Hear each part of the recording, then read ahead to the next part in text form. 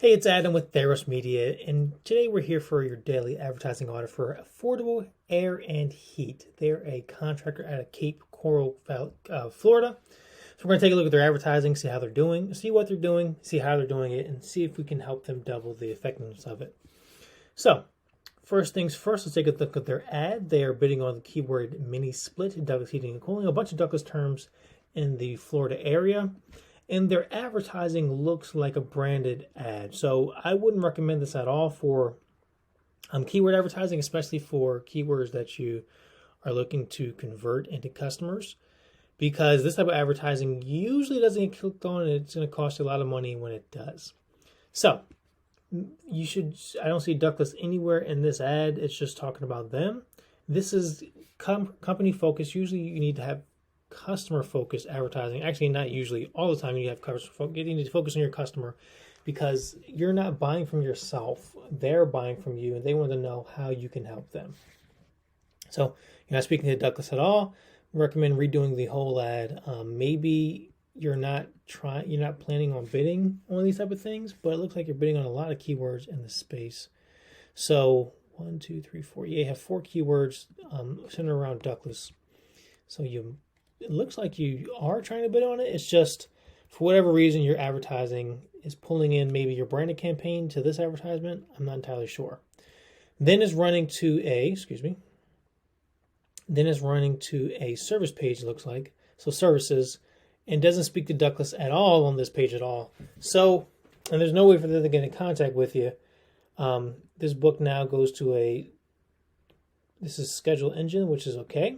I like that a lot. I like Schedule Engine. They are a great software for a company to use for their landing pages. But I highly doubt this page is converting that much traffic, especially for this keyword, because it doesn't talk about ductless at all on here. I don't think there's ductless on your website. Mini splits, so you should be running it to your mini split page at minimum. Yeah, you should be running it here at minimum. But a dedicated landing page is going to help you double the effectiveness of your advertising, because the stat is the average landing page versus the average website has a 551% better conversion rate than the average website page. Also, the landing pages without a menu bar, so without links outbound going out of the landing page, have a 100% conversion rate over the landing pages with a menu bar. So can knock out 2 in 1, and I'm not sure what that exactly means by percentages, but you can double at the minimum how many leads are coming in from your landing page just by getting rid of the menu. Using a landing page that's effective is going to increase your conversions by a ton. So, the second thing we did was Google your name. So you see here that there are ads on your name. You're the first one here, it looks like. No, this isn't you, actually. This is another company. Which is a problem. Your name is fairly commoditized in that area. Affordable Air and Heat. You even have another contractor ranking number 1 for your name. So this is you. You have the knowledge bar here, but another contractor is number 1. And then you are number 4. So, online reputation management is what you're going to need, especially for your name. Online reputation management usually isn't cheap, and if you don't know how to do it yourself, then, like I said, it's usually not cheap. Basically, getting backlinks to your site is going to help you a ton with your brand name and those backlinks. There's ways to do it. You can use a lot of social profiles. Typically, we build out about 150 social profiles to link back to your homepage. If you want to do something like this, but for you, I don't think that's going to work. I think you're going to need a decent amount of backlinks, probably 20 or 30, to get you ranked where you need to be. Yeah. So, I like the Google My Business page. It looks very well. Thumbtack, Facebook, which is great. Now your Facebook page, I have 2 Facebook pages pulled up just because I wanted to make sure they were the same ones, and they are. Okay. So this is the other contractor that's ranking first. I'm not entirely sure if this is you. It doesn't look like it is because it has a different address than your. This is Miami. You're in Cape Coral. Yeah, I don't think this is you. So, going back to your website, we'd install a Facebook pixel. It doesn't look like you have one installed, and that will help you retarget people around the internet who are clicking on your ads initially. So, your Facebook page is updated not that frequently, which is not the best. Typically, we recommend once every 2 weeks or so. But, if you can't get it that once a month, probably would be enough for your advertising to make sure that, so people know that you're not out of business.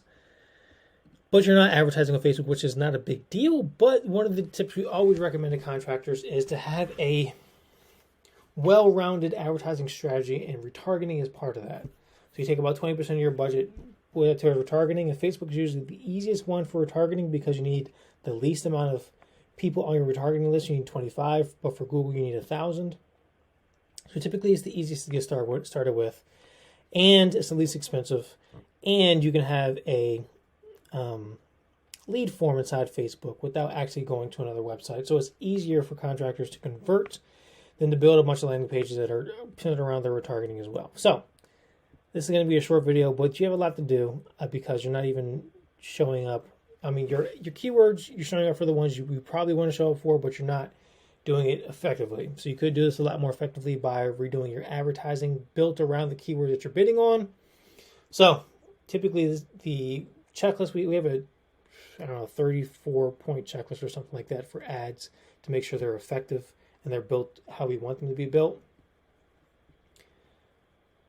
Basically, use the search term in the description, the title, and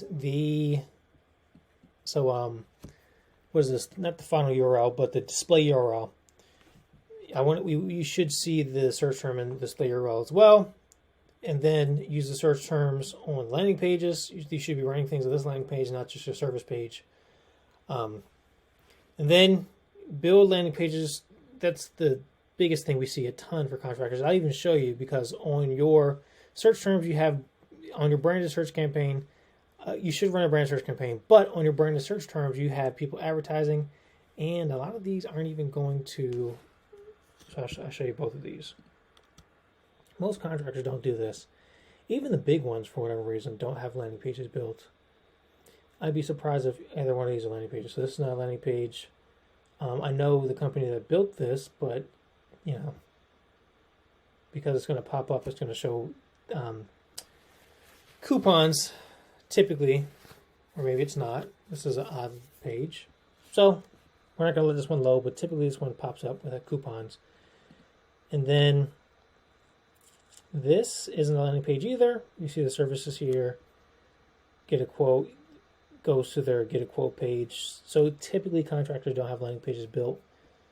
I'm not sure of the reason, but I know it's difficult to do for a lot of ads. So build a landing page is going to be the primary thing we would do if we took over this ad account, is make sure all the ads are effective, make sure they're all bidding on the proper search terms, and make sure you have a landing page. And then you can worry about retargeting. You want to follow up with the retargeting. That's going to be important for you as well to get people back. It's like sending out a designer to someone's house and them never following up with a phone call if they don't close it on this first time. You would never do that. You would never expect your salespeople to do that. So you shouldn't do that with your advertising. You should always be retargeting, at least on Facebook. Facebook's the easiest one to get started with. You can use AdRoll. There's plenty of things you can do to avoid Google. Like if you want to advertise for Google, there inside the dashboard, you need about 1,000 people in your retargeting list, but you can do other things to advertise on Google platforms without doing that, like AdRoll, that can, and Taboola, Taboola is not Google specifically, but AdRoll, you can advertise on Google properties without having a big retargeting list like that. So it's been Adam with Theros Media. Hopefully this helps you. Hopefully you can take this using in your advertising as well. And we'll talk to you soon.